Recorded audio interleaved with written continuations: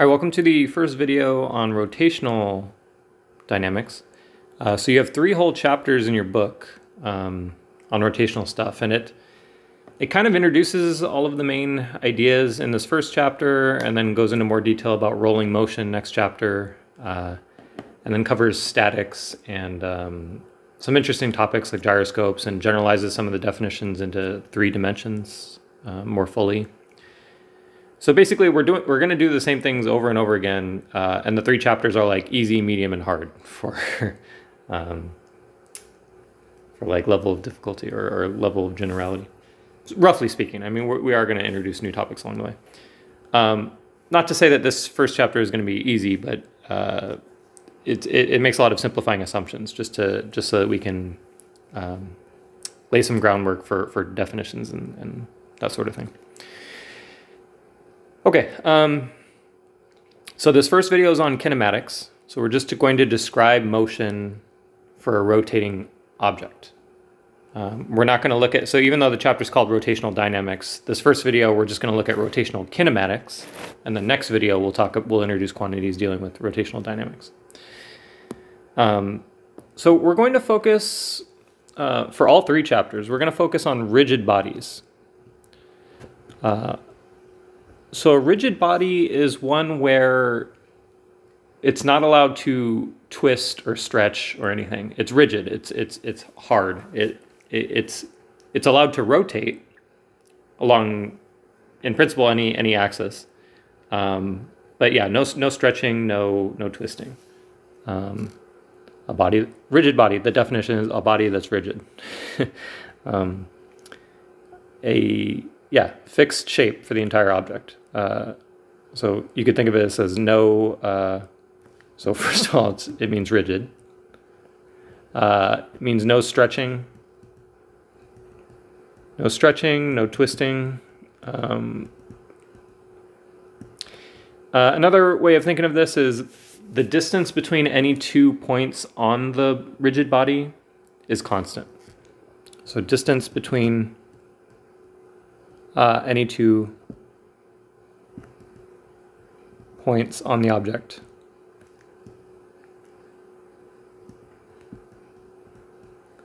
is constant.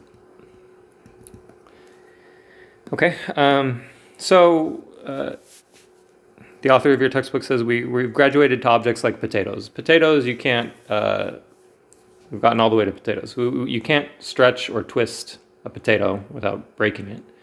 You can rotate a potato however you want, that's fine. But yeah, if you pick any 2 points on the potato, despite you rotating it or moving it around in space, the distance between those 2 points on the potato, or in the potato, is constant.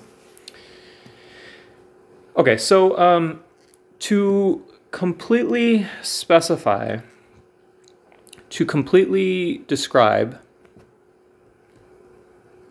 a rigid body,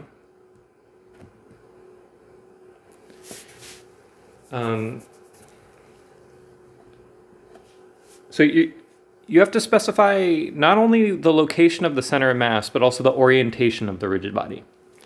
So in other words, you know, the center of mass of the potato is well defined, and you could put it wherever you want, but you could still rotate the potato around in various directions so that it's pointing in different positions. And here we're not going to, so this is the first chapter where we're treating the whole potato, you know, it's allowed to rotate and do things on its own. We're not just going to simplify it by saying it acts the same as though all the mass were at the center of mass. So the first thing to think about is, well, how many things do we need to describe that potato? Okay, so to completely describe a rigid body, in 2 dimensions, well, since we were talking about the potato, let's start with 3 dimensions and then see why we're going to simplify down to 2 dimensions. To completely describe a rigid body in 3D, in ... 3D, we need 3 translational degrees of freedom. Or maybe a better way to say this is we need 3 coordinates We need, here, why don't I specify actually the total number of degrees of freedom? We need 6 total degrees of freedom.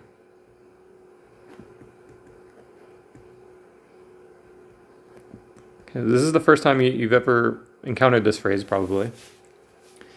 It's how many variables you need to specify to be done describing the motion of the object. Okay? So in 3D, you need 3 coordinates to say where the center of mass is. 3 coordinates for the center of mass. And then you also need 3 angles to describe the orientation.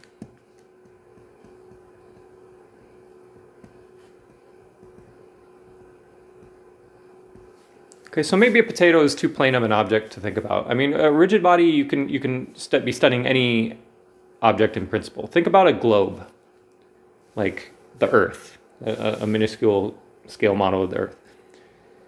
So so specify where the center of mass is. So the center of the globe is at some location. That takes 3 coordinates, x, y, and z. And then you can like point the North Pole. So fix the center of mass there. You can point the North Pole in along any direction. So that's actually 2 angles that you would have to describe. And then even after you specify where the North Pole is pointing, you're allowed to rotate the Earth around that North Pole. So that's the final angle that you would need.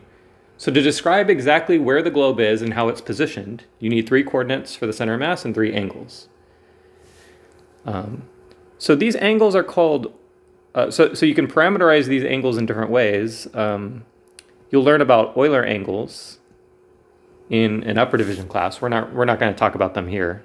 This gets into too much mathematical detail and multivariable calculus and that sort of thing. I'm just pointing this out, that the 3D case in full generality can get complicated. And so for that reason, we're going to at least start off, and we'll generalize a little bit to 3D in later chapters. We're going to start off talking about 2 dimensions. We don't want to talk about 1 dimension because you can't rotate anything in 1 dimension. So 2D is kind of the best starting point for us. So in 2D, there's 3 total degrees of freedom. DOF, degrees of freedom. There's 2 coordinates for the center of mass. So you just need the x and y coordinates for the center of mass. 2 coordinates for the center of mass. And 1 angle describing the orientation of the object. And this is exactly what your book is describing in pictures right here. So they're saying that in order to, they're imagining a planar body, so the mass is spread out over an area, not over a volume. So your author just wanted to talk about a blob, but notice how he gave a little pointy edge to the blob. And that's to recognize that, there's some orientation to this thing. If it was a circle, you wouldn't be able to see it turning about its central axis, right? So notice how, like, to describe where this thing is completely, you have to specify where the center is, which looks like they're calling F, right? The fixed center of mass. And then there's rotation about that center of mass. And it's like describing where that angle is, that theta, relative to its initial direction. Okay, so someone comes along and says, okay, this is where we're going to call theta equals 0, right there. And then if it rotates about the center of mass, it's going to rotate through some angle, theta. Only 1 angle, though. We only need 1 angle because this thing is only allowed to rotate in the xy plane. So in other words, we fixed the axis of rotation to be the z-axis. And we can only rotate about the z-axis. We can't rotate about the x or y-axis because that would involve a 3rd dimension. So this chapter is going to look at it's going to totally separate out, and we're going to combine them next chapter. It's going to totally separate the rotational motion separate from the center of mass motion. Okay, so we only care about the rotation of the rigid body about its center of mass. Okay, so we're going to focus on like this picture right here, and this thing being able to rotate. So we need to describe like the angle theta, etc.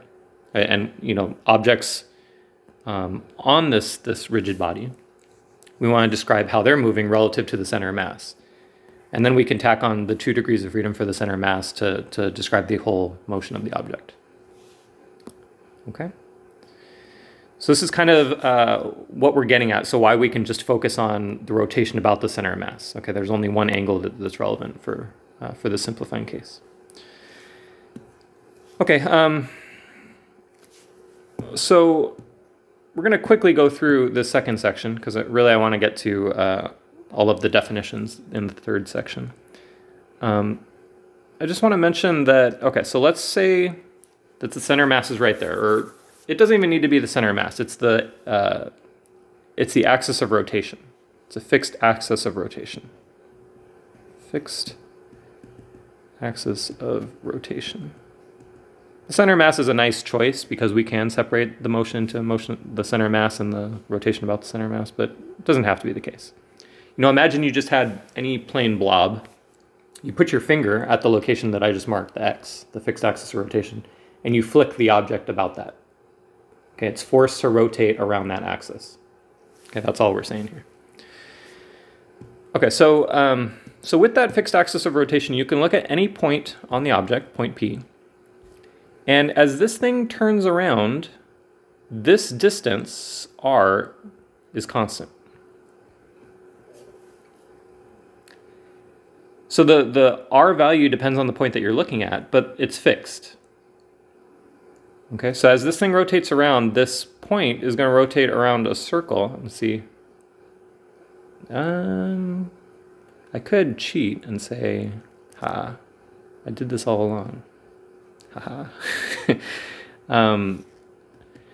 So notice how that point, even though the object is funky looking, you know, it's a weirdly shaped blob, that point undergoes perfectly circular motion about the fixed axis of rotation.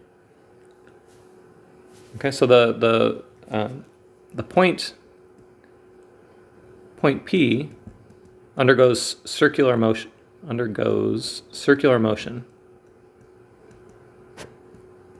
Even though the blob is in a circle, even though our rigid body is not a circle.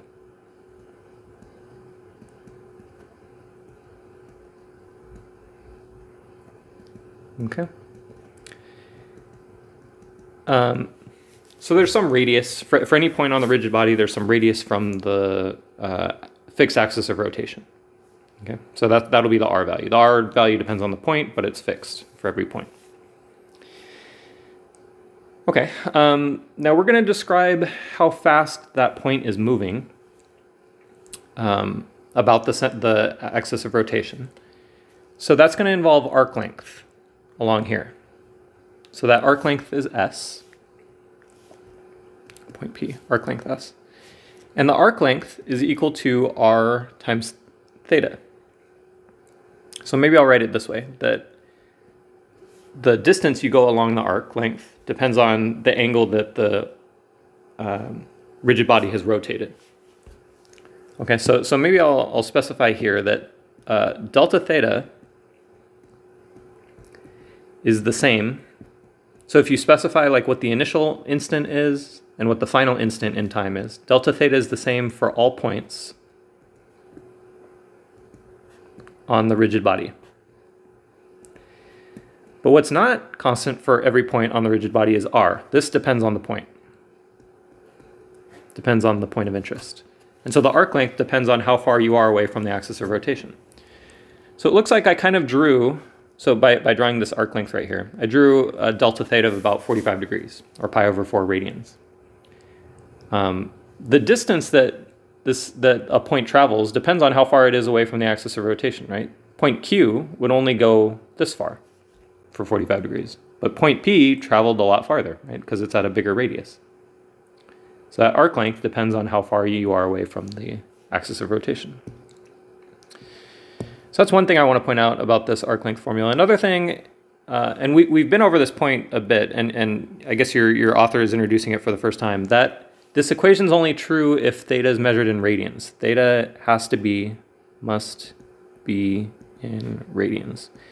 So really, starting now in these next couple chapters, it's important that you use radians rather than degrees. Okay, so we're almost exclusively going to be using radians.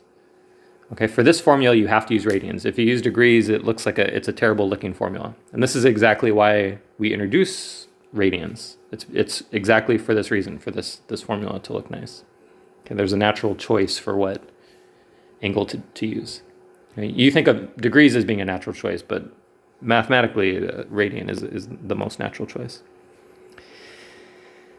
Okay, so we're going to have a collection of rotational variables. Theta is the first one. That's what I just wrote down. The delta theta is angular displacement.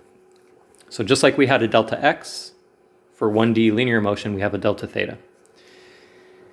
Okay, now how fast point P is moving is going to be ds dt. This is the tangential speed of the point. Right? It's not moving radially. So the whole velocity vector is the tangential component, you know, in the tangential direction. So vt times t hat would be our velocity vector. So the tangential component of the velocity is exactly this derivative. So what I need to do is I need to take this equation and divide by delta t and take the limit as delta t goes to 0. Okay, so maybe I should write it this way. Limit as delta t goes to 0 of delta s delta t. So just plugging this in right here, this is the limit as delta t goes to 0 of, what is this, r delta theta over delta t. And r is constant for this point. So remember, as time goes on, this point is moving along that arc length, but the radius is constant. So we can, you know, this limit, this r is a constant. You can imagine taking it out. And delta theta, delta t, that's the derivative of theta with respect to t. So this is r d theta dt, or theta dot. So you might see it written this way, or we're going to introduce this quantity called angular velocity. This is angular speed or angular velocity. Angular speed is the magnitude of this thing. Or if we were to generalize this in 3D, this would be angular velocity. Now you might wonder what the direction, so if that was a vector, what its direction would be. Imagine the point is moving around counterclockwise. So just like this direction right here. So in the direction indicated. Imagine you took your right hand and you had your fingers follow along that direction. Your thumb would be pointing straight out of the page, right? That would be the direction of this thing. So as a vector, so omega vector points out of the page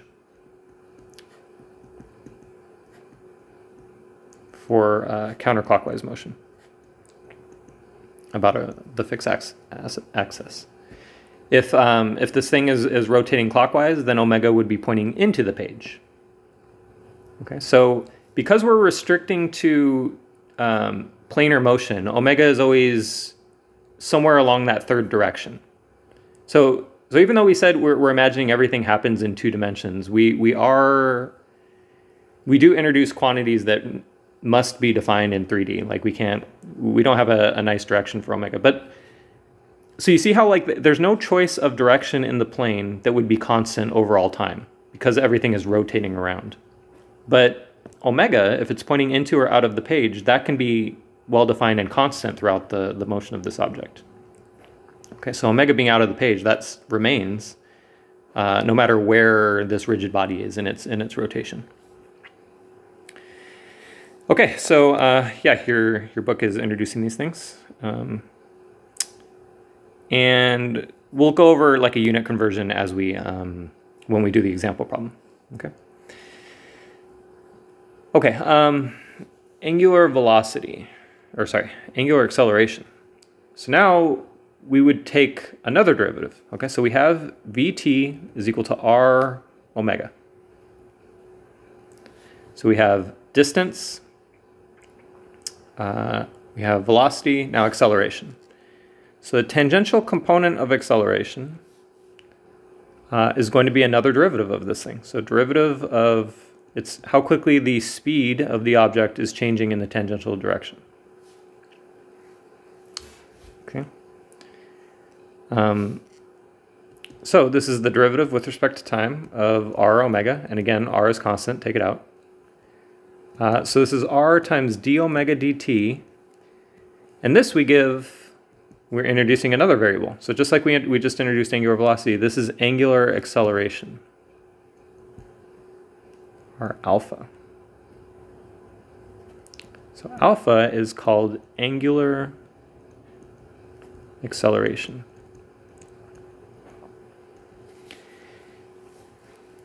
So again, you could think of, so I wrote it down as though it were a scalar quantity, but it is a vector quantity. And you could imagine that the vector, the direction it points is the change in omega. So another way to think of this is that the alpha vector is d omega vector dt. So what this means, so again, going back to this example, if our point P is gaining speed in the counterclockwise direction, then alpha is pointing out of the page towards us. If P is going counterclockwise but slowing down, alpha is into the page. If P is going clockwise and speeding up, alpha is also into the page. And if P is going clockwise and slowing down, then alpha is out of the page. So it all depends on how omega is changing for the direction of alpha. Okay. But, you know, so again, like simplifying it to the 2D case, you can just get away with saying omega is positive or negative, but you have to choose which direction is positive. So the convention normally is counterclockwise is positive for omega and alpha, and then clockwise is negative. Okay, so in summary, these are the three equations. So we wrote all those down. I want to remind you that acceleration had, so if we choose the radial direction this way and the tangential direction this way, I want to remind you that the acceleration in general in polar coordinates had a very particular form. So that acceleration was r double dot minus r theta dot squared in the r hat direction, and 2 r dot theta dot plus r theta double dot in the tangential direction. Now for us, r dot is 0, and therefore r double dot is 0. And so A is equal to minus r theta dot squared, r hat, plus r theta double dot in the tangential direction. So this is the statement that, you know, if we're just moving in a circle in rigid body rotation, there is still two components to its acceleration vector. Okay, so don't be fooled that acceleration just has a tangential component. That's not true. It does have a radial component. And what this means is that, like, again, looking at our point P, imagine it speeding up. Imagine our blob, our blue blob, probably should have chosen another color, is speeding up. If that's the case, then there's definitely a tangential component of the acceleration to get the thing to speed up. But just the fact that point P is moving in a circle means something needs to be pulling it inwards to keep it moving in a circle. Okay, so these forces are provided by the particles next to point P within the rigid body. Okay, so there are stresses and strains going on in the rigid body that are pulling P inward in order to keep it moving in a circle. We don't notice that because the atoms don't talk to us and complain that they're feeling stressed out or anything. But there is a net inward, so in other words, the net force on point P, there's a part that's inward, and now we can actually quantify the part that's tangential. Okay, so again, AR is r omega squared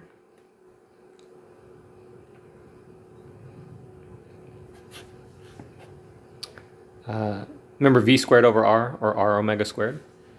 And the tangential component, maybe I'll write this one without the...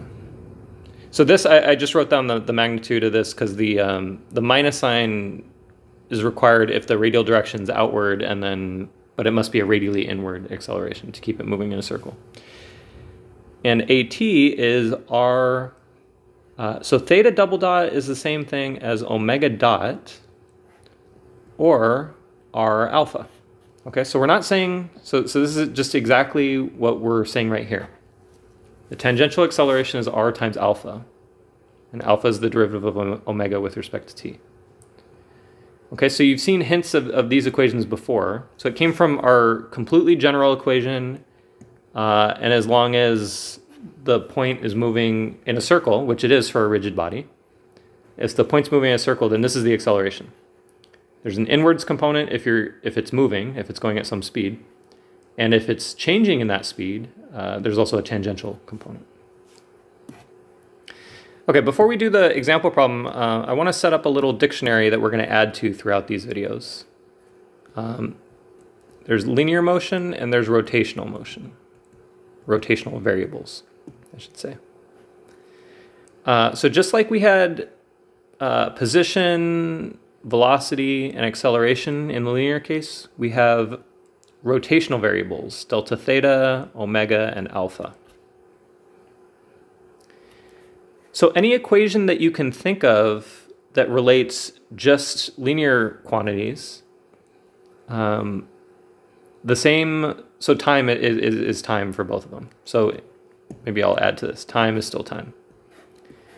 So if you can manipulate the equations on one side, you can get a formula. So for constant acceleration, so let me give a couple examples of this. For constant acceleration, v final equals v initial plus at. There is a rotational analog of this equation. Omega final is equal to omega initial plus alpha times t. So see how we have to make these replacements. T is still t. And you prove these equations the same way that you would that we proved the linear equations. Okay, because these definitions are such that you know, the derivative of this with respect to time is this, the derivative of this with respect to time is this. It's the same proofs to get these equations. You also have v final squared equals v initial squared. Plus 2a delta x. So why don't you guess the rotational version of this? Pause the video and try and guess this one. You should get omega final squared equals omega initial squared plus 2 alpha delta theta. Okay, so we learned a few more, and you can fill in those. So we're going to add to this list. There are more linear variables. We're going to have things like energy, mass, force, that exist on the left-hand column, and there exist rotational versions of those variables. Okay, so we're just starting this list, but we're gonna keep this going. So there's gonna be like 10 things on both sides. Okay, so let's see how this table is useful. Let's go back to the original problem. A gear accelerates from 0 to 1,000 RPM in a half a second, and we want to know how many revolutions. Okay, so for the original problem, constant angular acceleration, constant alpha. So we can use our equations for constant acceleration. And you remember how to do those problems. You have to write down your givens and write down your unknown. And then what you don't have and what you don't need. So we're given omega naught, omega final, 1,000 RPMs. We're gonna have to convert that to SI units, by the way. So we have to convert that to radians per second when we actually plug things in. And we're also given the time it took to do that, right? And we want the number of revolutions, but in terms of the variables that we have to play with, the number of revolutions is delta theta. We're going to have to solve for delta theta, and then at the end of the problem, convert that to revolutions. And the part that we don't have and we don't need, which helps us see which equation might be useful, it looks like alpha. So we need to know that it's constant, but we don't actually care about the value of it. Okay, so remember the same strategy that we had for kinematics problems for the linear case. It also works for the rotational case. Okay, so the equation that's useful is the one that doesn't involve alpha. So imagine this was V naught, VF, T. We want delta X and we didn't have A. Right? What equation would you use? You would use the delta X, and I'm going to write something down and then erase it right away because we want the rotational versions of this. You would use delta X equals average velocity times delta T. But here, the relevant rotational quantities are delta theta, omega average, and delta T. So this is omega naught plus omega final over 2 delta T.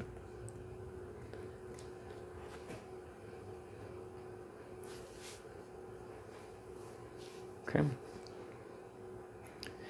So I mentioned that we might want to convert to SI units. So that's one way to go about this, is to convert omega final to radians per second, and then plug in the number of seconds, and then you'll get number of radians, and then go back and turn it into a number of revolutions. But since we're given revolutions per minute here, why don't we just skip that intermediate step? So we're actually not going to use SI units, but we're going to be careful about writing down units to see how everything cancels out. So what do I mean by this? Let's see. So omega initial is 0, and omega final, so maybe I'll write down the equation one more time before I plug in numbers. Okay, now omega final is 1,000 revolutions per minute. And we're given that delta T is half a second. But I'm not going to plug it in seconds. I want to plug it in minutes, the delta time in minutes, so that the minutes cancel and we're left with delta theta in revolutions. Okay, notice how we're not going to get delta theta in radians because we have revolutions right here, but that's okay. You could convert to radians and then convert back to revolutions at the end. You should get the same answer. So a half a second is a half time divided by 60 minutes. Right? So this is a half of a 60th of a minute. Right? That's the same thing as a half a second. I should probably plug in 0.50 to keep in significant figures, but I'm just going to remember that there were 2 significant figures to keep 2 for the end of the problem. Okay, so the minutes cancel, and we're left with 4.2. So 1,000 divided by 2 is 500, divided by 2 is 250, divided by 60 is 4.2 revolutions. So delta theta is 4.2 revolutions. That's how many turns this rigid body does as it angularly accelerates to that final angular speed. Okay, so you probably have some deja vu at this point for those 1D kinematics problems. So it's the same idea here. You just have to get used to the rotational analogs of the linear quantities. Okay, and you can get away with just thinking about the, so there's a one-to-one correspondence here, but acceleration, just remember that there is a radial component. There's no radial component for velocity, the velocity vector, and but there is for acceleration.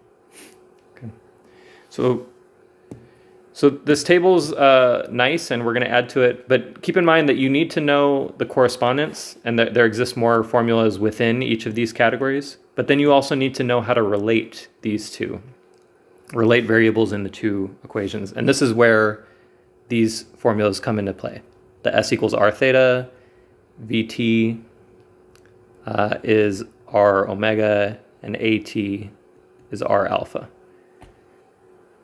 So we're taking the variables we already knew, we're doubling it, and then we're also adding on top of it. So you can think of, we're more than doubling the number of equations that you have to know. But organized like this, it doesn't seem so bad, hopefully.